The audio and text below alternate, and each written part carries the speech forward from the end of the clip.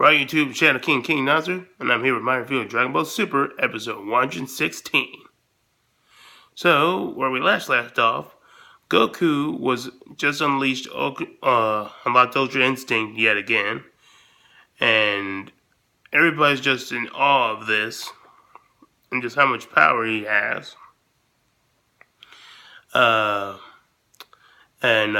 says that Goku with Ultra Instinct could be trouble, and Champa wants Kefla to deal with Goku as quickly as possible before he learns to fully control Ultra Instinct. Oh, Champa, if you have faith that Kefla can win against Ultra Instinct Goku, you're clearly delusional. But Kefla seems confident enough to try to give it a shot. Because clearly she's still under the impression that Goku dodging and deflecting her ki blast with the slightest bit of effort was just mere flukes. But she quickly learns otherwise, as Goku is able to effortlessly dodge her attacks, which continuously angers her. And then we learned something interesting. A lot of people thought that because Goku didn't talk in the special, that Goku's mind became more animalistic, and thus he didn't have his mind didn't have enough reason in it for speech when he's in the Ultra Instinct state. But no, Goku does still retain his intelligence as he's able to speak, and he basically tells Kefla that she just doesn't stand a chance against Ultra Instinct Goku, and Kefla continuously tries to prove otherwise, but fails. And then ultimately, Goku ends up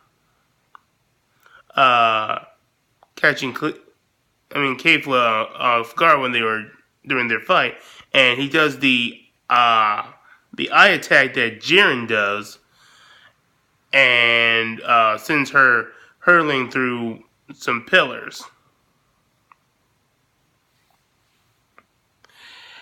And then she says that you may be fast, but your punches are really weak. But then Goku says, it's not it. I'm trying to figure out Ultra Instinct, so I'm not going all out. Now, originally, I thought this was just Kefla just talking out her ass and just trying to put on a show, when in truth that she's in a lot more pain than she cares to admit. But not quite the case, as later on in the episode, Whis confirms somewhat what Kefla's sister was. That part of why Kefla wasn't as hurt as she should have been was not only to her resilience, but also because Goku isn't using Ultra Instinct to its fullest extent. As you see, he's allowing his body to move faster than he can think, which makes him a lot faster and makes his reflexes exponentially better. But his attacks aren't being as effective as they should be, because he's still thinking of which attacks he should use, and that's the problem with people. Even if they unlock Ultra Instinct, they can't master it because of that aspect. So Goku has to learn to both allow his body to think for itself for movement and think for itself for attack. And that's gonna be interesting to see Goku try to figure that out. Speaking of figure that out, Vegeta is watching this, and it suddenly dawns on him that this Ultra Instinct power is It's the exact same thing that Whis was telling them about learning how to master self-movement. And it only took him 7 minutes. Oh, Vegeta.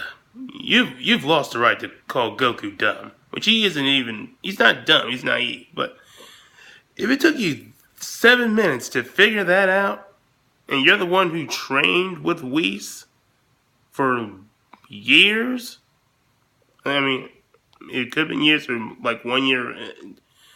I don't know how long it's been since the the resurrection of F saga, but seriously, Vegeta, if it took you that long, you've lost the right to call him dumb. And then he starts getting jealous, saying that he can't believe Goku chained Ultra Instinct before him, and that he's gonna try to master Ultra Instinct before Goku does. Yeah, sure, Vegeta. I'll just add that to that list of things that I find skeptical. It's right under the Frieza's going to overthrow the God hierarchy,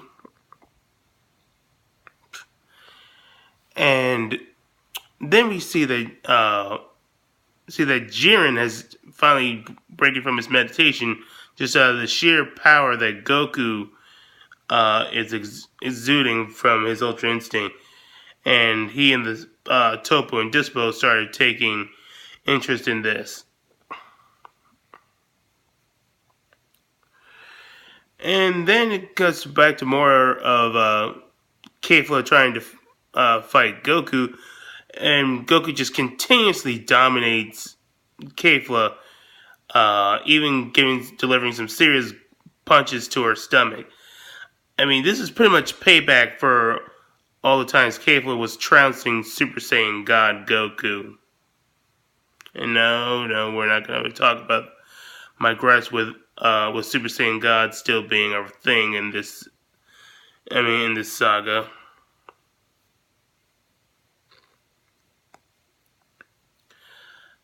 And Kefla not getting her way and being unable to hit Goku and taking some hits, it's basically causing her to start getting desperate and trying to use her Ki Blast in an all-out in an area of effect direction, like it shoot. That she's just causing her Ki to shoot lasers that keep going around.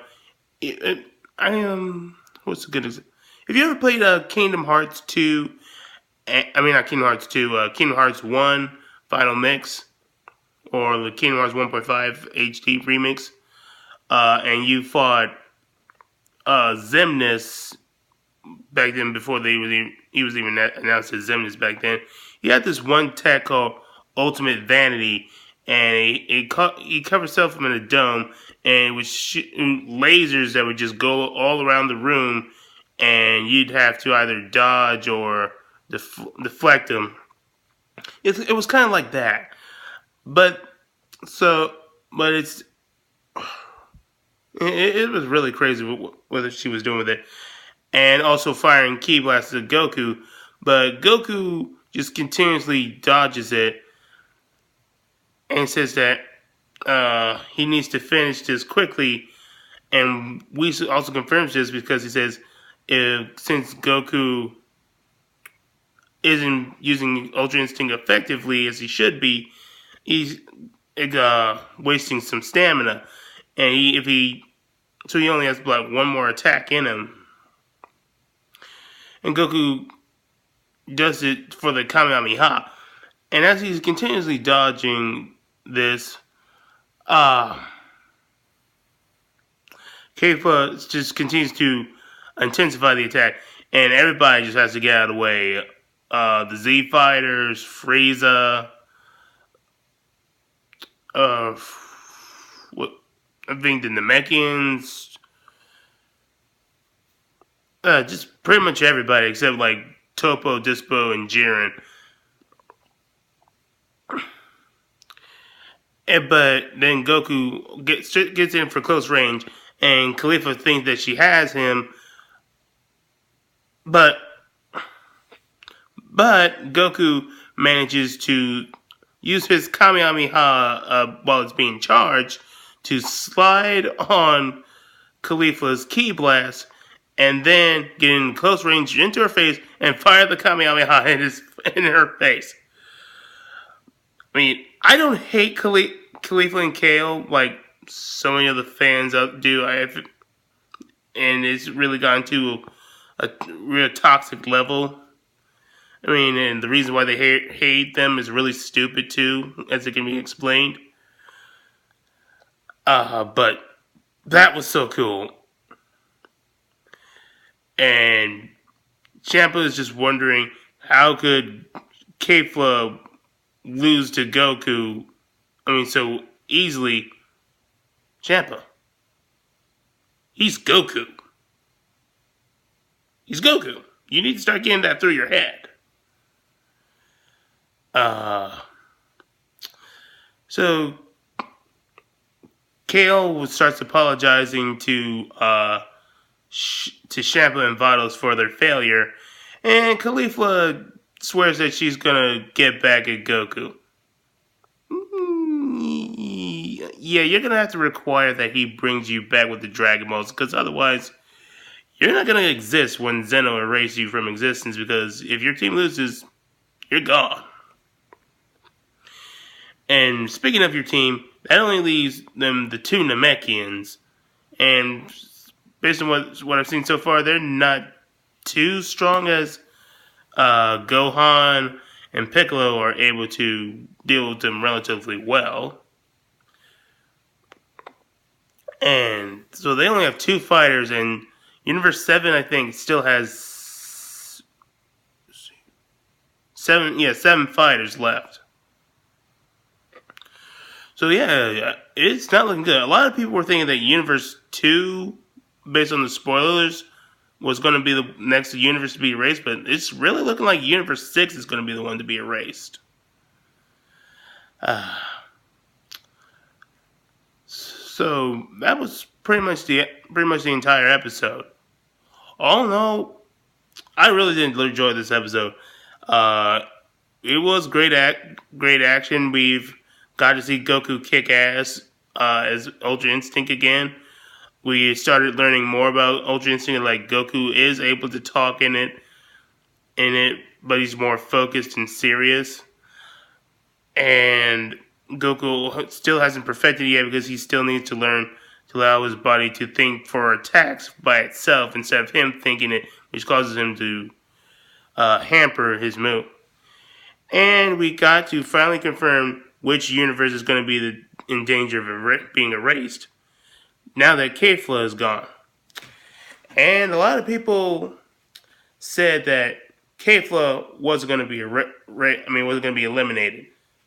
And I said that I bet them $10 that was going to happen. Guess what I got? Feels good to be right. Anyway, that's my review of Dragon Ball Super episode 116. 117, oh boy. If we thought the Kefla hatred was bad, the Ribrianne hatred is going to make it worse. My video on the on the stupidity of the fan base is going to be a whole lot more relevant. I'll catch you guys later.